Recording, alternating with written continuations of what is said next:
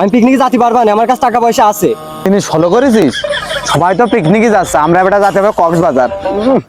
Cox's Bazar ঢকের iPhone আছে বুঝলি, আর সমুদ্র বুঝতেই পারছি, হাফ প্যান্ট পরে যখন লেবে যাবো না, কি শান্তি যে লাগবে না।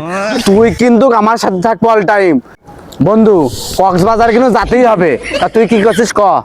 এ বন্ধু, কক্সবাজার যাবি? ওরে আইফোন আইফোন, তাহলে হেলিকপ্টারে যাবো, হেলিকপ্টারে। আরে বন্ধু, তোরা কি নিয়ে আলোচনা করছিস বন্ধু? কি গন্ধ, মনে হচ্ছে 4-5 দিন গোসল করিসনি। কিটা সবে আমরা পিকনিকে যাওয়ার আলোচনা করছি, তুই যাতে পারবি না, ফাও এসে রানে থাকি না, যা যা গন্ধ করছে তোর গায়ে। টাকা পয়সা আছে, আরে মুডটাই নষ্ট করে দিলে এসে। এই তুই কি করলি? আমি পিকনিকে যেতে পারবো না, আমার কাছে টাকা পয়সা আছে, সমস্যা নেই, আমার নিয়ে চ। এই কয় টাকা গুছাইছিস? কক্সবাজার কোনোদিন গেছিস? জাতি লাগে যে 30,000 টাকা, 30,000 টাকার আর ছাক্কা নোট লাগে। আর ফাঁকের কাছে মেলা টাকা আছে আমার কাছে, একেবারে টাকার হন্ডি পেয়েছো তুমি। আমরা যাবো হেলিকপ্টারে, তো যাওয়ার টাকা আছে? তুই চালাই ভ্যান, দিন করিস 30 টাকা ইনকাম। দেখো দেখো শীতের কাপড় দেখো, আমাকে তা দেখ, তো শীতের কাপড়ই তো নেই। বন্ধু তোরা কক্সবাজার যাচ্ছিস বন্ধু, আমি তো ভাবিলাম তোরা ঝিনেদাই জোয়ান পার্কে যাচ্ছিস। তা বন্ধু আমার কাছে অল্প কিছু টাকা আছে, আমি তো কক্সবাজার কোনোদিন যাইনি বন্ধু, আমার খুব যাওয়ার ইচ্ছা বন্ধু। তা যদি তোরা কিছু টাকা পয়সা দিতিস ওর সাথে, তাহলে আমি একটু কক্সবাজার যেতে পারতাম বন্ধু। এরাম নাকে কান্দা একটু কম করে কান, চালাইস তো ভ্যান, মনে হয় 20 টাকা 30 টাকা ইনকাম করে আমার মালিক জমা দেওয়া লাগে তোর 15 টাকা।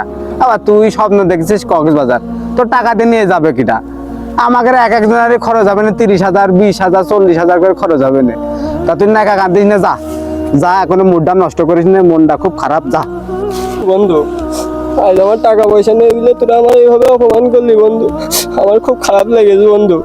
তা যাই হোক, তোরা নিবি না, তোরা এইভাবে কথা বলি আমার সাথে। দেখো কিভাবে বয়ান দে স্যার কানছে। এই তোমাদের এখানে কি হচ্ছে? এরা চিল্লাপাল্লা করছো? স্যার আসসালামু আলাইকুম স্যার, ভালো আছেন স্যার? ওয়ালাইকুম আসসালাম।